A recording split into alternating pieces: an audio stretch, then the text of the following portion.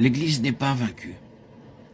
Il y a dans l'Église ces éléments qui refusent à Satan le triomphe universel.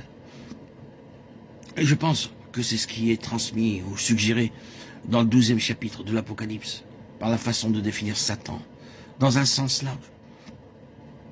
Tout d'abord, de façon inclusive, il est présenté comme le grand dragon rouge. Cette désignation a en vue d'englober ces termes supplémentaires, le serpent ancien, appelé le diable et Satan, celui qui séduit toute la terre, et plus loin, l'accusateur de nos frères. Pouvez-vous me trouver plus de titres le concernant? Donc ici, il est virtuellement résumé. Le dragon inclut tout cela. Je connais la différence des choses représentées par ces mots. Mais ce n'est pas ici la pleine attention. Satan, dans le caractère du serpent ancien, c'est le séducteur. Nous nous souvenons des paroles de l'apôtre Paul, de même que le serpent séduisit Ève.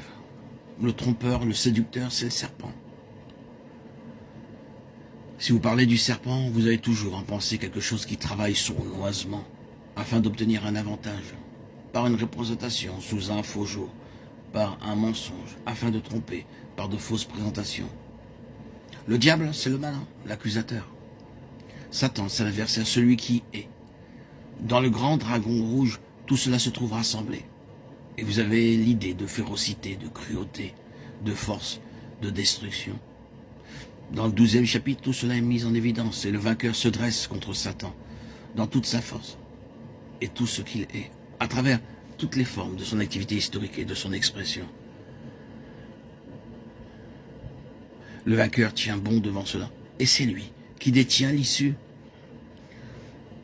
Or, toute cette activité satanique, notez-le bien, est concentrée premièrement et principalement contre et sur l'Église. C'est comme en tant qu'il en fait partie que le vainqueur tient bon en faveur de l'Église pour la sauver, pour préserver et garder intact son témoignage. C'est contre une chose spirituelle terrible que nous nous sommes dressés. Ceci n'est pas une simple présentation de faits historiques. Je sais que beaucoup de choses ont été formulées au sujet de ce grand dragon rouge avec ses 7 têtes et ses 10 cornes. Et une grande somme d'histoires a été interprétée en rapport avec cela, à propos de royaumes terrestres. Eh bien, si vous préférez considérer les choses de cette façon, vous le pouvez, mais c'est contre une chose spirituelle terrible que l'Église s'est dressée, une force spirituelle terrifiante. Et tout ce que nous avons dans les premiers chapitres de ce livre de l'Apocalypse, si cela est réellement saisi, le confirme de façon expresse et montre ce que Satan recherche réellement dans son assaut sur l'Église. Nous pourrons voir simplement une petite partie de ce qu'est son objectif, tandis que nous continuerons. Donc ceci définit ce qu'est le vainqueur, sa position, sa vocation, et ce que le vainqueur doit affronter. Tout cela demande un fractionnement et un approfondissement. Nous pouvons réduire la chose à une triple expression.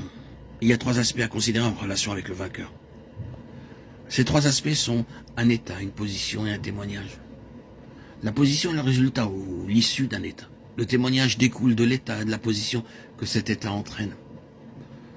Je sais que cela peut sembler un peu technique. Mais si seulement vous pouvez juste vous asseoir pour réfléchir à ces choses, vous commenceriez à voir qu'il y a une somme immense rassemblée en cela. C'est contre ces 3 choses ou cette triple chose que Satan se dresse de manière si féroce, si rusée et si puissante.